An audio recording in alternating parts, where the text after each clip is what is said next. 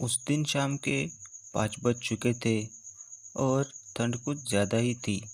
मैं और मेरा वाड़ा मावल गाँव के खेतों में पहुंच चुका था। उस गांव में हम हमारी बकरियां चरा रहे थे। मैं, मेरा पति और मेरे सास-ससुर, हम 4 लोग हमारी बकरियों को चरा रहे थे। उस साल बारिश ज़्यादा नहीं हुई थी। इस वजह से बकरियों को भारी मात्रा में चारे की कमी थी। उन दिनों हम बड़े मुश्किल से बकरियों का पेट पाल रहे थे। बकरियों को चरवाने के लिए हम दूर-दूर तक सफ़र करते, मगर फिर भी चारा कम ही पड़ता। उस दिन मेरे ससुर जी ने बोला कि मैं मेरे पति संग आधी बकरियों को लेकर ऊपर वाले खेतों की तरफ जाऊं और वो मेरे सास संग आधी बकरियां लेकर नीचे वाले खेतों की तरफ जाएंगे और आज की रात हम वाड़ा भी अलग बनाएंगे, क्योंकि उस गांव में चारे की कमी थी और हमारी सारी बकरियों का पेट एक जगह भरना मुश्किल था। इसके बाद मैं और मेरे पति आधी बकरियों को लेकर ऊपर वाले खेतों की ओर चले गए और मेरे सास-ससुर आधी बकरियों को लेकर नीचे वाले खेतों की ओर चले गए।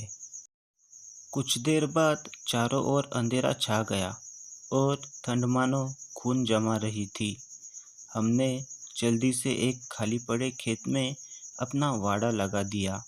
बकरियों के चारों तरफ जाली लगा दी ताकि हमारी बकरियां रात को इधर-उधर ना जा पाए। हमारे साथ हमारा बहादुर कुत्ता राजा था। जंगली जानवरों से हमारी बकरियों की रक्षा वही करता। वाड़ा लगाने के बाद मैंने चूल्हा बनाया और खाना बनाने लगी। थोड़ी देर बाद हम दोनों ने खाना खाया और राजा को भी एक रोटी दूध के साथ खाने को दी। तब तक मेरे पति ने आग सुलगाई ताकि रात को ठंड से थोड़ी राहत मिल सके। उस रात ठंड मानो हमारी जान लेना चाहती थी। वो रात कुछ अजीब सी थी। चारों ओर रात कीड़ों की आवाज़ें सुनाई दे रही थी। उल्लू शोर मचा रहे थे। दूर-दूर से अजीब सी जानवरों की आवाज़ें सुनाई दे रही थी। हमारे आसपास लगभग 3 किलोमीटर तक कोई नहीं था। वो पूरा इलाका ही सुनसान था। कुछ देर आग सेकने के बाद हम दोनों ने सोने के लिए बिस्तर लगा दिया। हमारी बस आग लगी ही थी कि तभी राजा जोर-जोर से भौंकने लगा। हमारे वाड़े की एक बकरी जाली कूदकर बाहर खेतों की ओर भाग गई। जैसे ही मेरे पति का ध्यान उसकी ओर गया, वो बिना कुछ सोचे उस बकरी के पीछे खेतों की ओर दौड़ पड़े।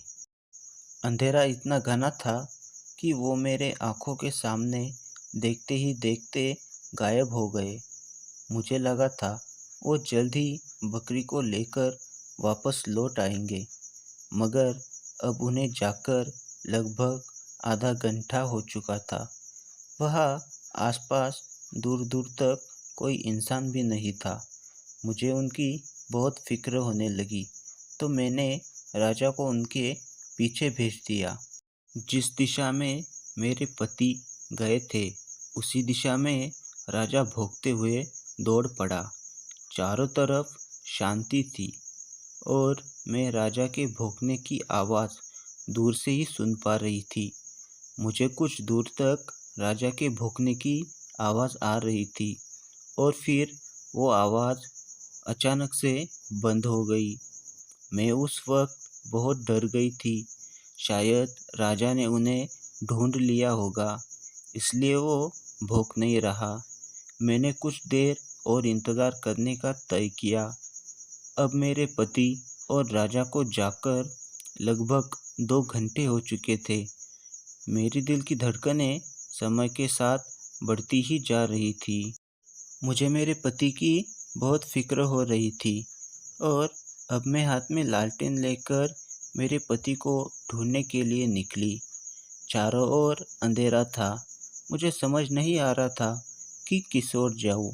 मैं बस खेतों के बीच में से इधर उधर उन्हें ढूंढ रही थी। मैं बीच बीच में उन्हें आवाज़ दे रही थी। उस गहरे अंधेरे में कुछ भी दिखाई नहीं दे रहा था।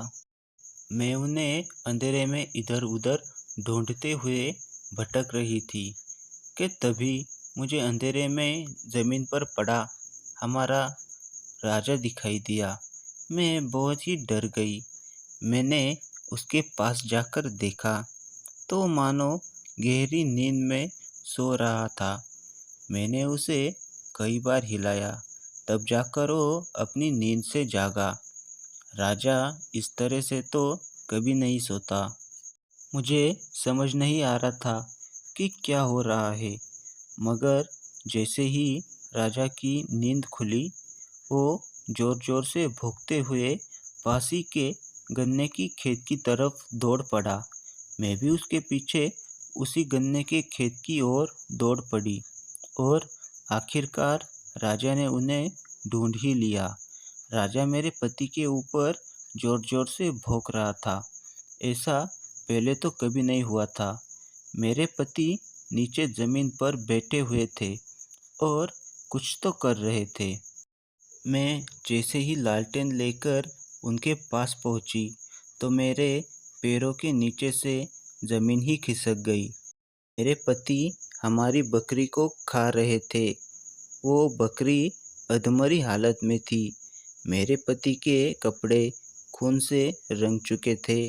उनके मुंह के ऊपर भी खून लग चुका था। वो बकरी मेरे आंखों के सामने तड़फ रही थी। ये सब नज़ारा देखकर मेरी चीख ही निकल गई। मैं उसी समय लालटेन लेकर नीचे वाले खेतों की तरफ दौड़ पड़ी, जहाँ मेरे सास ससुर और उनका वाड़ा था। उन्हें ढूंढने में मुझे कुछ समय लगा, लेकिन मैंने उन्हें ढूंढ ही लिया। मैंने उन्हें सारी बात बताई और हम सभी लोग दौड़कर उनके तरफ भागे। हम लोग जब वहाँ पहुँचे तब भी वो बकरी को ही खा रहे थे और वो पागलों की तरह हंस रहे थे। उनका यह रूप देखकर हम तीनों बहुत ही डर गए। तभी मेरी सासू माँ ने अपने साथ लाया हुआ संत बाळू मामा का अंगारा उनके ऊपर डाल दिया। जैसे ही अंगारा उनके ऊपर पड़ा, वो सीधा बेहोशी हो गए। हम उन्हें उठाकर वाड़े पर ले आए। वो अब भी बेहोश ही थे। अगले दिन सुबह वो होश में आ गए। तब जाके मेरी जान में जान आई। वो रात कैसे बिताई मैं आपको बता नहीं सकती।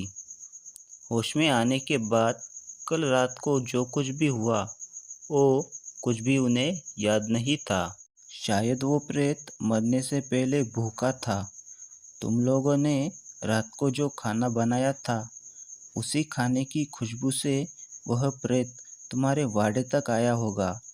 पुराने ज़माने में जब लोग ऐसी बीहड़ बंजर जगहों पर जब वाड़ा डालते थे, तो वो लोग खाना खाने से पहले 2 निवाले ऐसे ही किसी भूखे प्रेत के लिए अपने पीछे फेंक देते, ताकि अगर कोई प्रेत उनके वाड़े तक आ जाए तो प्रेत वो निवाले खा के वापस चला जाए और उन्हें परेशान ना करे।